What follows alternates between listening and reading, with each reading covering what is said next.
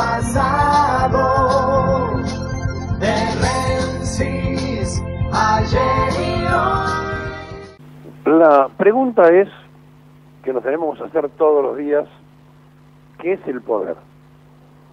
Y cuando uno busca una definición de poder, va a encontrar que es la capacidad que puede tener una persona de influir sobre los demás para lograr determinadas consecuencias. Existen varias formas de poder. El poder militar es un poder que no pregunta, sino que avasalla. El poder judicial, que supuestamente debería hacerse con documentación de pruebas acusatorias. Y el poder político, que es una especie de bisagra entre los otros dos poderes, donde todo parece estar permitido y donde habitualmente, cuando avanza el poder político sobre los otros poderes, empiezan entonces a producirse cortocircuitos. Hace muchos años se decía que había que hacerse amigo del juez. Y también hace muchos años, cuando murió Hipólito Yrigoyen, el diario La Prensa de Gainza Paz ponía: murió el excomisario de Valvaneda. No decía murió un expresidente, porque Yrigoyen era la representación de lo popular. Y sí, en aquellos tiempos ser comisario significaba tener una fuerza, un ejercicio, porque eran civiles que podían mandar sobre la organización de proceder sobre aptitudes o situaciones que podían cambiar una realidad. Entonces, no dijo murió el expresidente, sino murió el excomisario de Valvaneda. El mismo día de La Prensa, cuando murió Perón, ya estábamos hablando del 74, piensen ustedes, puso murió el exdictador. 74. Claro, la prensa ya no existe más, se evaporó. Pero durante mucho tiempo fue el diario de una aristocracia que peleó con La Nación el espacio de un sector. La Nación, más representativo de las logias masónicas de la Argentina, y la prensa, más representativo de la oligarquía vacuna que vivía con lo que se vendía al exterior, disfrutando en Europa las posibilidades que tenía una minoría explotadora del agro. Bien, ¿a qué viene la referencia? Cuando no sabemos para qué tenemos el poder, es complicado. Y cuando no nos damos cuenta que existe un poder judicial, un poder legislativo, un poder ejecutivo, en la fase del poder político, y no se ejerce, cuando los diputados y senadores claudican y violan la Constitución Nacional, permitiendo que los presidentes de la República endeuden a la Argentina con los ministros de Economía y o jefes de gabinetes, y eso no está permitido por la Constitución, todo empréstito debe estar aprobado por el Congreso de la Nación, antes, no como se hace aquí, que primero se endeuda y después se aprueba, ¿no? Y entonces ya hay una violación, una autoviolación. Los legisladores se autoviolan en su poder. El diputado es el representante del pueblo y el senador el representante de las provincias. Y entonces están violando ese mandato, porque también en las provincias llegan por determinación del voto ciudadano. Muchas veces, y antiguamente, eran los congresos provinciales que elegían a los senadores nacionales. Bueno, esta disquisición del poder ha confundido a propios extraños y nadie sabe de qué se trata. Y entonces los políticos judicializan la política, los jueces se meten y hacen política con sus fallos, no importa si hay o no documentación, y los legisladores no ejercen el mandato constitucional. Y estamos en un verdadero brete. Fíjense ustedes que el gobierno anterior tuvo un ministro que muy suelto de cuerpo dijo: es muy bajo el endeudamiento argentino, tenemos que salir a los mercados a tomar deuda. Y lo dijo sin ponerse colorado, y toda la prensa canalla aplaudió. Y así fueron avanzando, y un día el responsable de Hacienda se levantó y dijo: miren cómo gozamos de crédito, que nos dan 100.000 millones de dólares a pagar a 100 años. Lo que no dijo es que en 15 años se pagaba el capital y lo demás eran intereses. Y otro día tomaron la decisión de, para que todo el mercado universal esté tranquilo, mandemos las reservas de oro a Londres. Y todo pasó sin que nadie diga nada. Ni el oficialismo, ni la oposición, nadie. Entonces el poder comienza a desteñirse. Y el ciudadano, que tiene mediano conocimiento de estas cosas, dice, pero yo voté para que ejerzan el poder. Y si el poder no se ejerce, va a aparecer alguno que va a ocupar el rol y va a hacer lo que le parece. Y a lo mejor no es la persona que yo voté. Esto es lo que, de alguna forma, nos vino mostrando durante todo este tiempo las crisis que hemos tenido sucesivas por no ejercer el poder en el frente de todos, que terminó siendo el frente de algunos y que ahora pasó a ser una vez más la trilogía.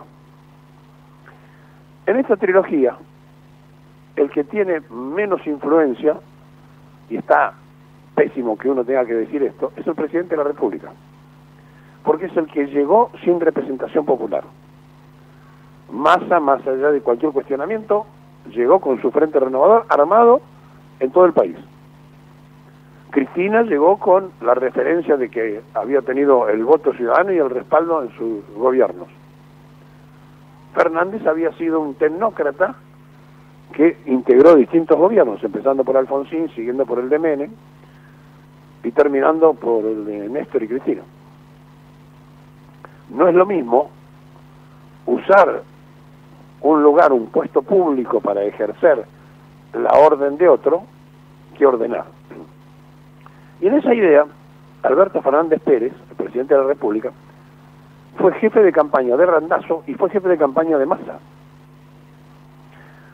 Y esto, simultáneamente, al haber sido también diputado de la ciudad electo por la fórmula Domingo Felipe Cavallo, Gustavo Vélez. Sí, por esa fórmula.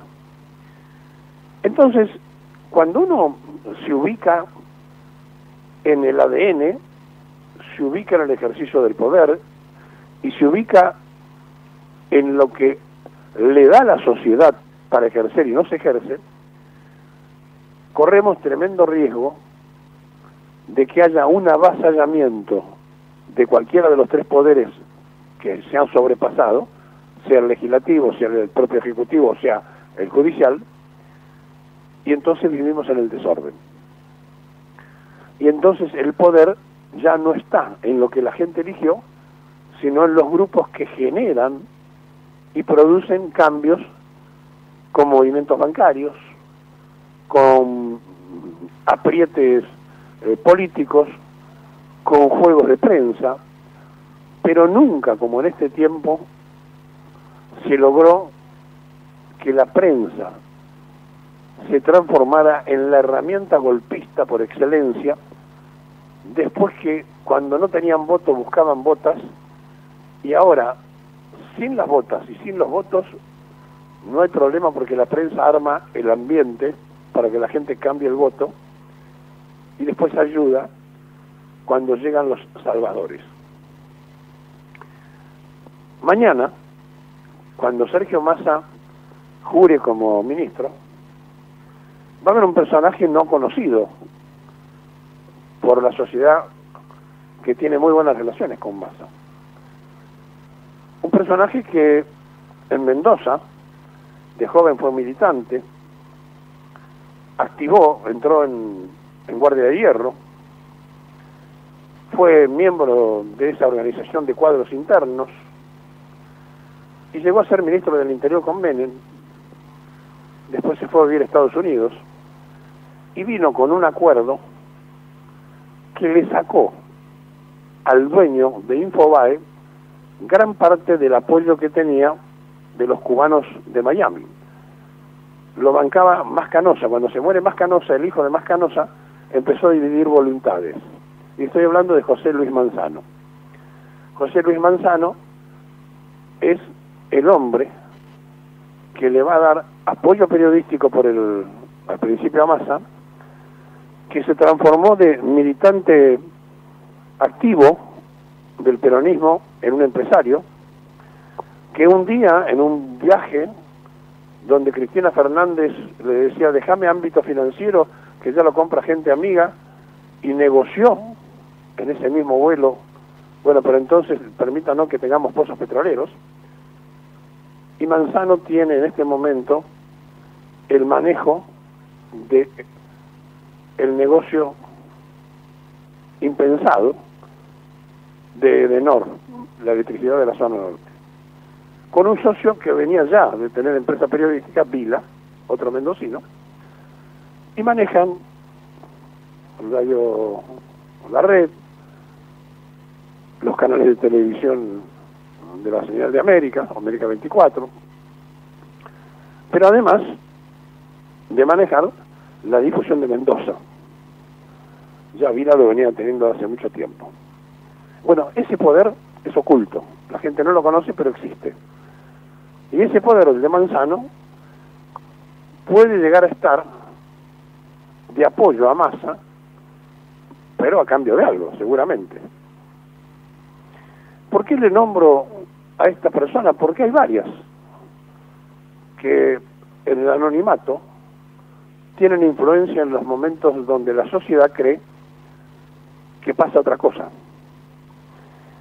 Y entonces nos encontramos y nos zambullimos en que personajes desconocidos por la mayoría de la sociedad tienen más gravitación que otros. Por ejemplo, va a aparecer de vuelta Marx, que viene de la época de Domingo Felipe Cavallo, manejando temas de la deuda externa, que estuvo con los principales endeudadores que después del proceso militar repitieron con los gobiernos radicales, que estuvo también vinculado a los gobiernos del kirchnerismo, y que va a ser una especie de asesor de Massa en cuestiones que él maneja bien,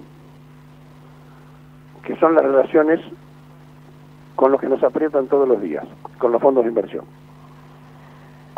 Y entonces cuando salen a decir, ayer de La Nación, dice, tiene masa técnicos, pero no tiene ninguna figura, ninguna estrella. Como si fuera un equipo de fútbol que tuviera que poner una estrella para ocupar cargo. La estrella es él. Hay que decir a los muchachos de La Nación que se den cuenta que Massa es la estrella y los demás son ayudantes. Y tomó determinaciones de convocar, por ejemplo, a Casal, que fue ministro de Justicia, para que sea el asesor legal, por las dudas, tener un asesoramiento legal de gente de experiencia. Y está Setti, que ya venía de antes, el hijo de Eduardo Setti, muy vinculado al padre, muy vinculado al peronismo de toda la vida. Bueno, el hijo ya venía con Batakis, quedó. Rigo, que va a Hacienda, venía con Batakis y también quedó en Hacienda. Aparece Domper, que va a ir a presupuesto. Balestrini, un apellido que suena en el peronismo, que va a estar en la parte de ingresos públicos. De Mendiguren, que no está confirmado todavía, pero que podría ir a industria, el funcionario de otros tiempos, del gobierno de Duhalde y demás. Se habla también de la posibilidad de que Tambolini, que fuera candidato en la capital de La Baña, podría ir a comercio, pero no está confirmado. Algunos dicen que iría a agricultura. La verdad, no está confirmado Tambolini, sería agricultura, aparentemente, la Secretaría de Agricultura. Y así entonces, ¿para qué apurarnos si ya nos vamos a enterar mañana de todos? Pero el caso de Daniel Marx es interesante porque participó históricamente en negociaciones con el Fondo Monetario. Y además, todo esto va a tener cierto rasgo de actividad plena, porque no hay tiempo para perder, y cada quien tendrá que cumplir su rol, su papel, Pero veremos cómo llega todo esto, cómo se desarrolla, y no hay, salvo los apellidos, Balestrini y Setti, de gente referenciada con el peronismo. Pero más allá de esto, lo cierto y lo real es que Massa va a anunciar todo su elenco, va a jurar y va a empezar a ejercer el poder. Y aquí viene la gran discusión del futuro. ¿Massa sabe ejercer el poder? ¿Massa puede ejercer todo el poder? Ayer, una foto, como dice Página 12 hoy, que vale más que una imagen, vale más que 1000 palabras. Cristina Fernández la distribuyeron además desde el Senado, ¿no?, de diputado, con una mesa larga de reuniones donde Cristina está en una cabecera, Massa en la otra, como mostrando estoy atendiendo a Sergio Massa, y Massa a su vez haciendo ese gesto en la foto también, diciendo todo pasa por la consulta de Cristina también. Bueno, esa foto significaría que no va a estar seguramente Cristina en la Asunción, pero es un respaldo para los propios, para la Cámpora, para la gente del Movimiento Evita, para aquellos que están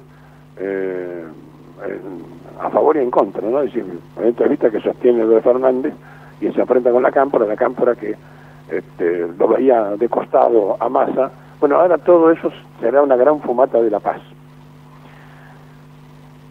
Y el poder, Massa está dispuesto a ejercerlo. Si lo puede ejercer, si lo sabe ejercer, si es por mandato de alguien, no lo sé. Lo que sí digo que Manzano, cuando tuvo la opción de poder, resolvió muchos problemas personales.